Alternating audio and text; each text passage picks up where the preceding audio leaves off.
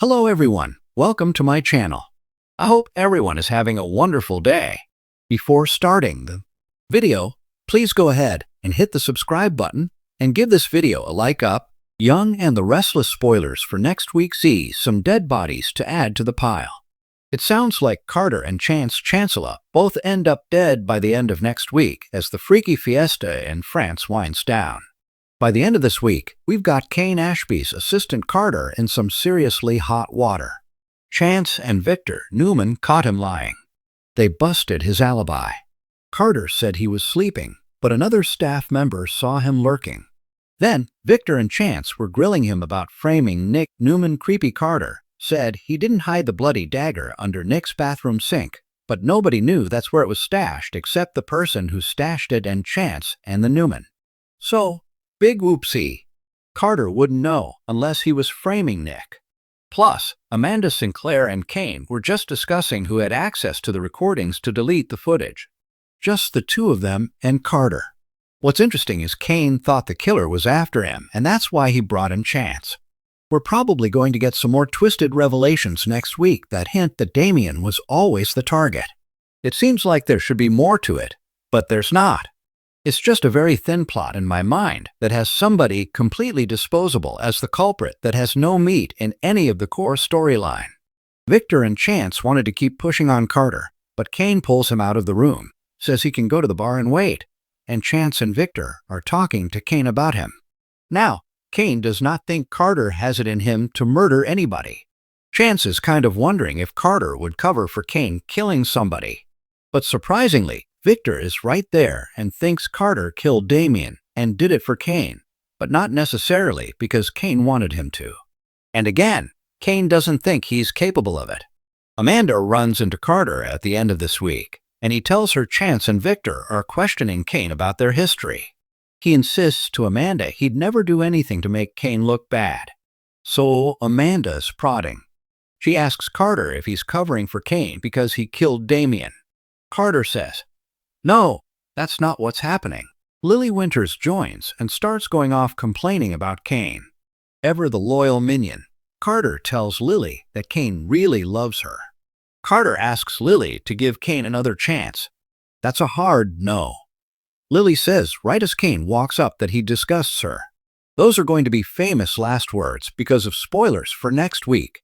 Kane tells Amanda he's going to talk to her later, but he really needs to talk to Carter alone. Kane tells Carter, "Look, I know you hid the knife," and he wants him just to come clean. "Just tell me the whole truth." Kane says he can see everything that was done related to this murder was by someone who knows the property, knows the maze, knows where the dagger was kept, knows where the booze was stashed to drug it. Kane's asking if Carter wanted to get Damien out of his way to help him.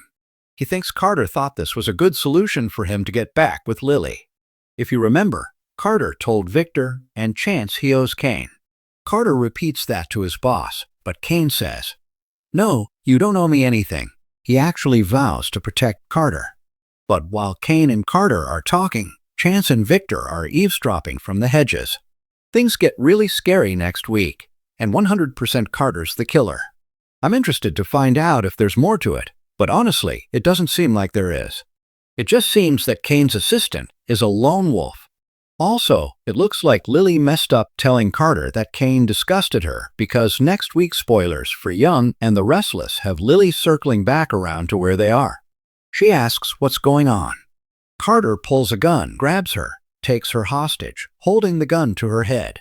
Kane and Chance are right there trying to get Carter to stop. "Drop the gun." Lily is screaming her head off. Chance keeps on saying, "Drop the weapon," acting like a cop that he is.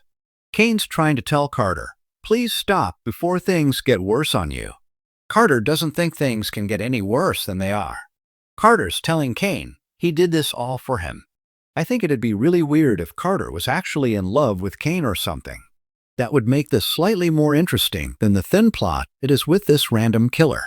Carter is accusing Kane of wanting to lock him up and says he's going to fight his way out of there. It looks like he's going to try and drag Lily away as a human shield, but that's not going to go very well.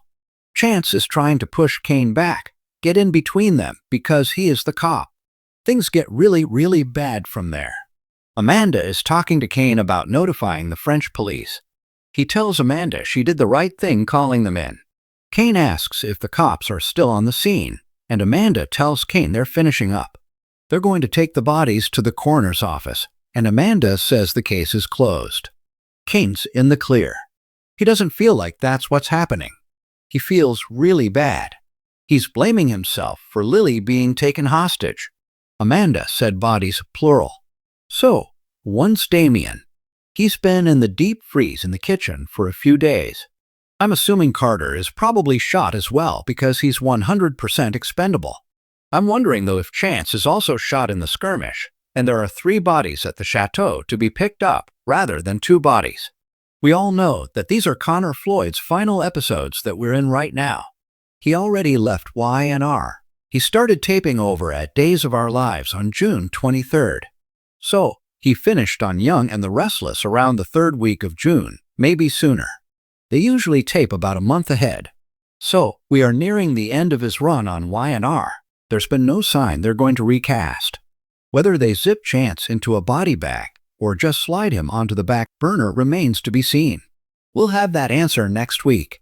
Chance is a true hero, and we've seen him in the past take a bullet to protect Adam Newman Mark Grossman.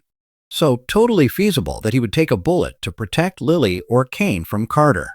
Meanwhile, Nikki Newman Melody Thomas Scott sits with Nick Newman Joshua Morrow, who is bloody from losing a fight with an old steamer trunk. I do hope he gets a tetanus shot.